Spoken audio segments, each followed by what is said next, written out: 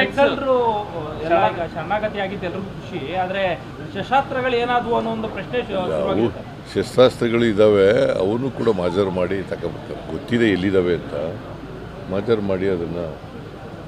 ಶರಣಾಗತಿ ವಿಚಾರ ಸಾಕಷ್ಟು ಪರ ವಿರೋಧ ಚರ್ಚೆಗಳಾಗ್ತಿದೆ ಸರ್. ಬಿಜೆಪಿ ಅವರು ಸಿಎಂ ಅವರ ಕಚೇರಿಯಲ್ಲಿ ಶರಣಾಗತಿ ಸರಿಯಲ್ಲ ಅಂತ ಬಿಜೆಪಿ ಅವರು ಯಾವತ್ತೂ ಕೂಡ ಅವರು ನಕ್ಸಲೈಟ್ಸು ಇರಬಾರ್ದು ಅಂತಕ್ಕಂಥದ್ದು ನಮ್ಮ ಉದ್ದೇಶ.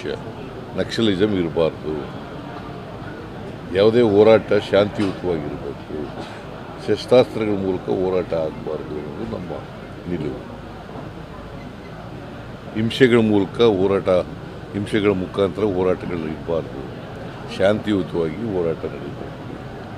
That is what Baba Saheb Ambedkar ಅವರು ಹೇಳಿದ್ರು.